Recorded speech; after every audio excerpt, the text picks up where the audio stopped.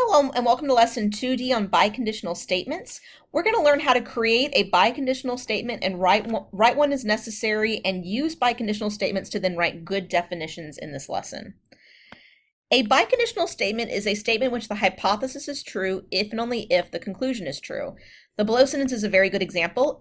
Two angles are supplementary if and only if their degree measures add to 180 degrees. Biconditionals make great definitions. The statement above precisely defines what it means to be a supplementary angle. This statement actually could be written as two true conditional statements. If two angles are supplementary, then their degree measures add to 180. That's a true statement. And if degree measures of two angles add to 180, then they are supplementary. This is a conditional statement and its converse, and they're both true. So sometimes we're actually not able to form biconditional statements. Two angles that form a linear pair are adjacent. If I rewrite this as a conditional statement, I would rewrite it as if two angles form a linear pair, then they are adjacent. That's a true statement. That's absolutely fine, right? That's a true statement. However, when I write it in its converse form, if two angles are adjacent angles, then they form a linear pair. This is no longer always true because I could have two adjacent angles like these guys, angle 1 and angle 2, that are adjacent angles, but they're definitely not a linear pair. So this is a false statement. So we cannot form a biconditional statement in this case because the truth value of the conditional is not the same as the truth value of the converse statement. So we are only able to form a biconditional if the conditional statement and the converse statement are both true. So let's take a look at this try me. An acute angle A measures 0 is less than the measure of angle A, which is less than 90. So go ahead and take a minute and write that as a conditional statement.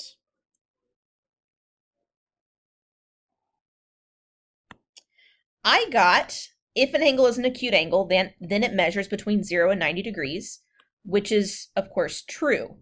Now take a minute and rewrite this as its converse statement.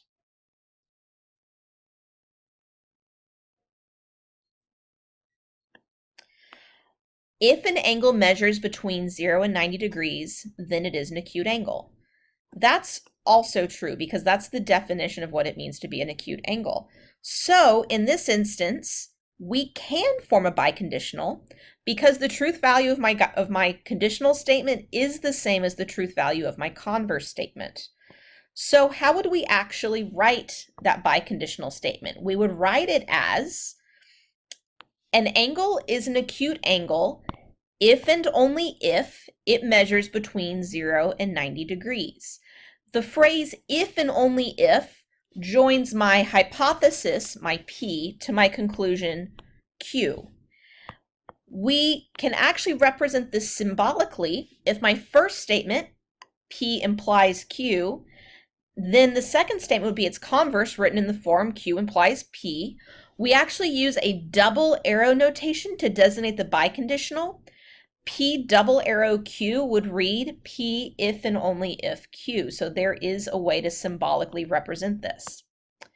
Therefore, we can form a biconditional statement anytime the conditional statement and the converse statement have the same truth value.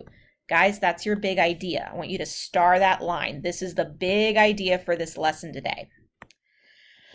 Biconditional statements are particularly useful when writing good geometric definitions. A good definition can always be written in biconditional form because a good definition should work backwards and forwards. So for example, a penny is a coin worth 1 cent. That's a good definition. If we rewrite that in conditional form, it would read, if a coin is a penny, then it is worth 1 cent, which of course has a true truth value. If we write the converse, if a coin is worth 1 cent, that is 1 penny, that's also true. So we've got two true statements so far. Well, this means I'm able to write them as a biconditional. A coin is a penny if and only if it is worth 1 cent. Again, we see this is my P, this is my Q, and we can see here's the P, here's the Q, right? Over and over again. So let's take a look at this try me. A triangle is a polygon with exactly 3 sides. Go ahead and take a minute and rewrite this as a conditional statement.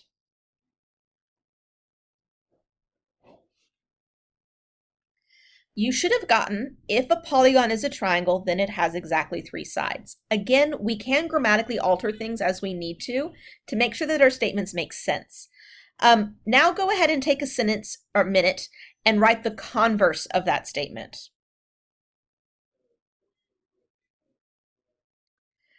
I got, if a polygon has exactly 3 sides, then it is a triangle. We just flip the P and the Q. Both of these have truth values of true, which means we're now able to write the biconditional statement. A polygon is a triangle if and only if it has exactly 3 sides. So, a bad definition, on the other hand, cannot be written this way. It's not reversible. So, bad definition. A fish is an animal that swims. Well, that seems like a fairly true statement, but let's take a look at it. The conditional form is, if an animal is a fish, then it swims. But the converse, on the other hand, if an animal swims, then it is a fish. This is false. There are lots of counterexamples to this. For example, I can swim, and yet I guarantee that I am not a fish. So I am not able to form a biconditional here. Therefore, this is a bad definition because it doesn't work forwards and backwards. Not all animals that swim are fish. So let's take a look at a try me. Are the following good definitions? If they are, write a biconditional, and if no, state why not. So rectangles have 4 corners. Go ahead, guys, take a minute. Is this a good definition? And if it is not, tell me why.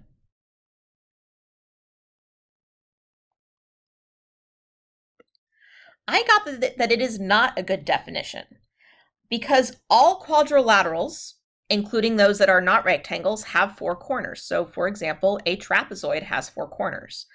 Now take a look at collinear points, or points that lie on the same line. Yes, this is a good definition because points are collinear if and only if they lie on the same line. That works forwards and backwards. So that's your good biconditional statement there. All right, guys, we are at the end of this lesson. If you have any questions, please come in to see us. Otherwise, take a look at the MML. Thank you.